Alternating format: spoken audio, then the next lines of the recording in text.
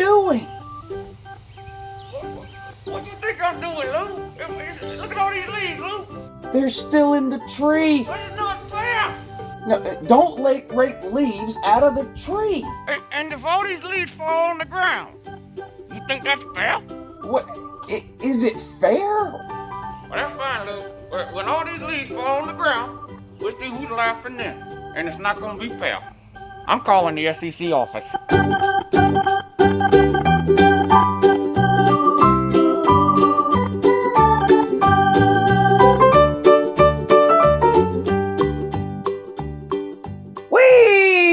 Week 6 of the 2019 college football season is officially here, and it's time for the SEC preview. Yeah, that one. We do this video every Tuesday during the season. I run through all the SEC games and give you a preview and a prediction against the spread. Tomorrow, Wednesday, and every Wednesday, I do the same thing for the top 25 teams, and then on Thursday, I do a third preview and prediction video where I talk about games that aren't SEC related and the teams aren't in the top 25, but they're still interesting games or teams for one reason or another. Miami and Florida State, for example. Yeah, can't get ranked. Can't get right either. Anyway, that's neither here nor there for the purposes of this video, which is an SEC video. All right, let's get started.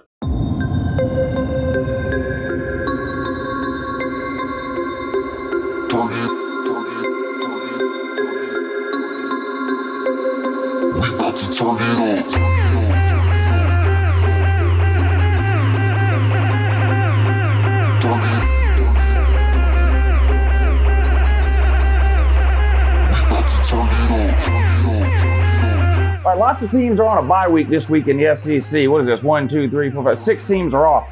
Bama, Mississippi State, South Carolina, Kentucky, Arkansas, and Texas A&M are all on a bye week. Some of these teams licking their wounds after getting humiliated the first month of the season. Other of these teams riding into the bye week feeling pretty good, right?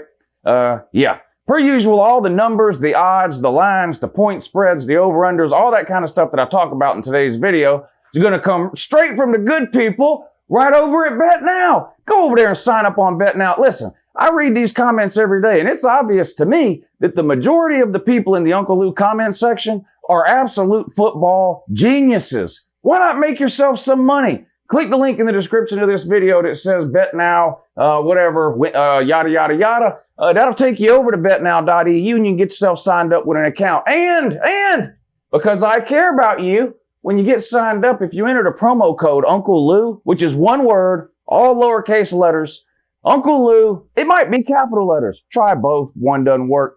Like I said, most of you are geniuses, I can tell from the comment section. You'll be able to figure it out. But the promo code is Uncle Lou, all one word. Enter that in the bonus box when you sign up, and guess what? They're going to give you a 50% bonus on whatever you deposit. That's right. Free money. Head on over there and get paid this week betting on these college football games. All right, here we go. We're going to start with some early games and go through the primetime games. All the SEC games this week are on Saturday. We don't have any early games. We don't have any weekday games in the SEC this week. So all these are Saturday, October 5th, 2019. All right, here we go. Up first, 12 o'clock on the SEC Network, we have Utah State on the road to take on the 5th-ranked LSU Tigers. LSU's coming off a bye week, I think. Utah State's off to a pretty good start this year at 3-1. Of course, LSU's undefeated with a win over Texas being their signature win so far. Utah State 3-1, though. They lost to Wake Forest. But don't forget, Wake Forest is the new cow. That's right. Wake Forest is undefeated. You might not have known that. Well, yeah, Wake Forest is undefeated in the ACC. There ain't that many teams in the ACC that's undefeated. So therefore, the AP and the coaches poll feel like you have to rank them. Same move they tried with Cal a couple of weeks ago. So for some reason, the AP poll is trying to convince us that Wake Forest is the number 22 team in the nation. But anyway, Utah State's 3-1. They lost to Wake Forest by 3. Problem with this game, LSU's a 27.5 point favorite. Utah State shaky on defense. I know we talk a lot about LSU's defense, and it is pitiful that you gave up that many points to Vandy. And just in general, your defense isn't very good this year. I'm not telling you anything you don't know. I mean, this is just painfully obvious if you watch LSU play. Yes, your offense is light years ahead of where we've seen it be in a long, long time. But defensively, you've taken a whole bunch of steps back. If you're an LSU fan, you have to hope that the offensive improvement is going to be enough to make up for the deficiencies you have in defense. I'm talking overall here. Obviously, LSU will win this game. Will they win it by 27.5, though? I think so. A little shaky maybe, thinking the late 27.5 with that LSU defense, but Utah State's defense isn't that good either. Even in their wins, they've been giving up some points. I'm going to take the home team here. A rare noon game at LSU. You don't see this very often. Right, Nick Saban? Remember Nick Saban crying because LSU don't never have to play no noon game. Well, the SEC office just hates they got Nick Saban and the president and the athletic director in this and that at Alabama got people trying to convince people that the SEC office and the TV networks hate Alabama. What a bunch of dipshits over there at Alabama. I'm sorry for the foul language, but Jesus Christ, you don't have to play no noon game. Let me check again. Yep, noon. This game noon on the SEC network at LSU. Give me the Corn Doggers late in points. All right, is this the biggest game of the day in the SEC? Yeah, it is. Number 7, Auburn on the road at number 10. Florida Tigers traveling to the Swamp here, 3:30 over on CBS. And the Barn comes into this one as a 3-point favorite. And to be honest with you, I'm a little surprised it's only 3 for a couple of reasons. Now, first of all, some truth in advertising here. I do preseason, off-season preview and prediction videos for 40, 50, 60 teams a year. And I do these in June and July. I did Florida and Auburn, and I had Florida winning this game in the preseason. My reason being was I thought Auburn and Florida were going to be two similar teams in terms of talent, record, all that kind of thing. And the game was being played in Florida, so I said, well, I guess slight edge to Florida. Having watched the first 4 or 5 weeks of the season, though, it's pretty obvious to me Auburn's the better team, and I think everyone would agree. Florida has struggled against some bad teams this year. Miami barely beating them. Kentucky barely beating them. They blew out a couple of FCS teams, Towson and UT Martin or something like that. And then they blew out a startup program. Was it last week or the week before? Tennessee. So, wins over bad teams, really, they haven't played a good team yet, in my opinion. This will definitely be the best team they've played so far. Both these teams have pretty good defenses. First few weeks of the year, I was hard on both these teams' offenses. Auburn seems to have corrected that last week at home against Mississippi State. Now, Auburn, especially over the last few years, is notoriously a better team at home than they are on the road. We'll see if that offense can travel this week to the Swamp and play similarly as it did last week against Mississippi State. Obviously, Florida's got a much better defense than Mississippi State. Florida's offense, on the other hand, has looked absolutely terrible the majority of the season. They cannot run the ball to save their life. They've got one of the worst offensive lines in the SEC, and even Florida fan will tell you that. Their run game is non-existent. Of course, they've had a quarterback switch due to an injury to Franks. They've got Kyle Trask in there. Franks has been starting ever since Dan Mullen got there. Florida fan tells you Dan Mullen is an absolute genius and a QB guru. The second Franks goes down and Trask comes in and throws a couple of touchdowns against awful, terrible teams, every Florida fan on earth is coming out of the woodwork saying, I knew Trask was better the whole time. No, you didn't, and neither did Dan Mullen. So please, stop your lying. You sound silly as hell. But in any case, this one is at Florida. I do think this has potential to be a low-scoring game. Auburn put up a ton of points last week. Like I said, that was at home against an inferior team in Mississippi State. Florida is a much better defense than Mississippi State. I'm probably going to have to flip-flop my prediction here. I went with Florida in the preseason, but like I said, having watched these games now for 4 or 5 weeks, Auburn does appear to be the better team. And you got to give them the edge offensively over, I think, what you've seen from Florida's offense. And Auburn's strength, now their defense overall is pretty good, but the obvious strength of that defense is a defensive line. So you've got the strongest unit on Auburn's team, in my opinion, the defensive line, going up against the weakest unit, in my opinion, on Florida's team. That offensive line, I think that's probably a recipe for disaster in this game. I'm probably going to have to take the barn here and lay those three. All right. Say what you got to say, man. Make it quick. Lou, We don't have all day. Let's go. Yeah. You want to give me a go Gators, Lou? Big Tell game. Go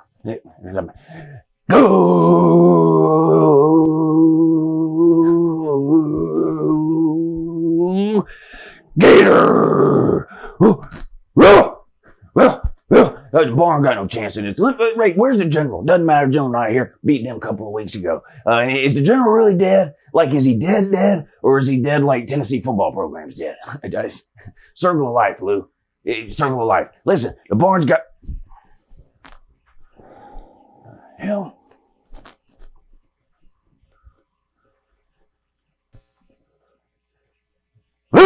You about done? That it? Anything else? I'm Sure. outta here, Lou. Have a good morning. Natty Back Steve gave you his 2 cents worth, which ain't really worth that. Yeah, I'm going to have to take the road team here. Give me the barn, lay to 3. All right, 4 o'clock over on the SEC Network. Upset alert. Troy on the road at Missouri, 4 o'clock SEC Network. Missouri clearly the better team here. Outside of week 1, Missouri's looked like a pretty good team. Still don't know what happened there. They go on the road and lose to something called Wyoming. They've reeled off, 3 straight wins since then? Blowout wins, 38-7 over West Virginia, 50-0 over Southeast Missouri, 34-14 over South Carolina. Troy's 2-2, right? But even in the 2 games that Troy has lost, they've scored in the 40s. So they can put up some points. I think they're going to put up some points against Missouri, too. I don't think they're going to win this game outright, though. Missouri at home. Kelly Bryant, ton of game experience, even though this is his first year at Missouri. A lot of games at Clemson, right? I don't think Troy ends up winning this game outright, but this is one that you might want to keep an eye on. Normally you wouldn't keep an eye on this. It's not an interesting game, but Troy, a pretty good team, new coaching staff there. But not a terrible team and one that can put up some points. So we'll see. I'm going to take Troy in the 24. I do expect Missouri to win the game, though. Georgia at Tennessee. Beep-a-dee. You know those people that think death penalties, electrocution, whatever, should be on pay-per-view, so people can watch it? You can watch this without pay-per-view. Georgia on the road at Tennessee. Georgia comes in ranked 3rd, of course, coming off a bye week after a win over Notre Dame. Tennessee also coming in off a bye week after getting humiliated by a below-average Florida team. They're 1-3. Their only win coming over UT Chattanooga, of course, lost to Georgia State, lost to BYU, blown out by Florida. Really struggling again, Tennessee is. This comes on 7 o'clock, ESPN. Georgia's a 25-point favorite in this one. Tennessee's got way too many issues and problems to try to go over them all in a video like this in terms of analyzing the game or whatever, but way too many turnovers, terrible quarterback play, dominated on both lines of scrimmage, really in 3 out of the 4 games they've played, poor tackling, not great play from skill position players, although maybe you put some of the blame on the quarterback in terms of the numbers that the wide receivers have. They don't really have a go-to running back, at least not an SEC caliber one. They just don't. And if you believe Jeremy Pruitt, his quote from this week, best UGA team I've ever seen. Those things don't add up to any sort of miracle upset or anything like that in this game. It's at Tennessee. It's at night. I do expect the crowd to show up because they're gluttons for punishment. They've been showing up for the last 10 years to watch this team get humiliated. They're not going to suddenly stop showing up now. I know about the whole checkerboard thing that Georgia's trying to do there. I don't see that happening. Even if Georgia was able to, the fans were somehow able to procure enough tickets to theoretically make it happen, I don't see how the logistics of that really would work out. It seems too hard to me for a visiting team to get the seating right to actually do the checkerboard thing. I don't see that happening. It's a funny thing to talk about, but I don't think it's going to happen. And to be honest with you, while that would be funny to see, I think it would be funnier if 90,000 of the 100,000 people there are actually Tennessee fans, and we get to all watch them do the walk of shame halfway through the 3rd quarter, which is what is likely to happen here. Georgia's a 25-point favorite. Is this a trap game for Georgia? Probably not. Probably not. They play South Carolina next week at noon. In terms of that South Carolina game, to me, it's more of the fact of it being a noon game, if I'm going to have any worry at all, than it is the fact that we actually have to play. I mean, they're not a good team. I don't think we're going to get caught like looking ahead to South Carolina because it's not really worth looking ahead to them. Is it possible Tennessee comes out juiced up in the beginning under the lights at home after a bye week, sort of trying to reset their season? Maybe. I just don't think they have the talent to do it. I really don't. I just don't think they have the talent to do it. We don't know who's going to play quarterback for Tennessee. I know the fans are sick of Garantano.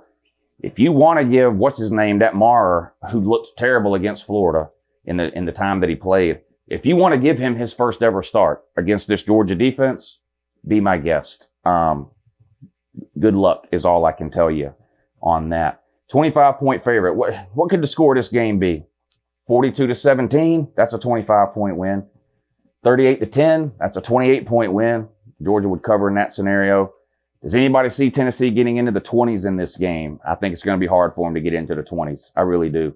I do see a possibility of Georgia getting into the 40s. I'm not expecting like a 41-0 type of thing. I never predict a shutout. It's just way too hard to shut a team out. So I would never predict a shutout. But I do think Tennessee's offense will struggle in this game to move the ball, much less score points. I'm going to take Georgia in later 25. All right, and last and pretty much least, Vandy on the road at Ole Miss. Two forgettable teams, two terrible teams. 7:30 SEC Network. Ole Miss is a 7.5-point home favorite in this one. They're 2-3. They beat Arkansas, so they're going to get that. They're going to finish the season with at least one SEC win. They lost to Cal, of course, and Bama, but they scored a ton of points on Bama. Vandy comes to town this week. Will they score as many points on Vandy as they did on Bama? It's going to be close. Vandy and Bama, pretty equal defenses there. Vandy comes in at 1-3, with their only win being over Northern Illinois. Blowout losses to Georgia, LSU, and Purdue. Not a good year for Vandy. And it's not just that they're losing. These games that they're losing aren't even close. They're not even competitive. You got to go on the road here. They barely beat Northern Illinois last week. I don't think Ole Miss is a very good team. They are better than Vandy. They're at home. 7.5 is not very many points. I'm going to take the home team here. Give me Ole Miss. Later points.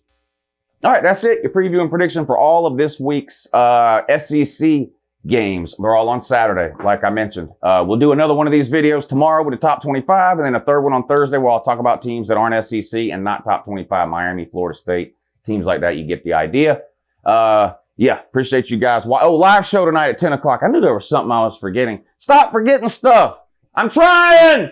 There's a live show tonight at 10 o'clock. It's a call-in show. I do it every Tuesday and Thursday night. If you've never joined us for one of those live shows, you should do it. We have a lot of fun, a lot of football talk, and they're usually between an hour and 2 hours long. So we're able to get into a lot more detail and depth with some of these games that I just don't have the time to do in videos like this. They just would be way too long to cover all these games that way in these videos. So check it out if you haven't. That's every Tuesday and Thursday night at 10 p.m. Eastern. Do the same thing Saturday mornings at 9 a.m.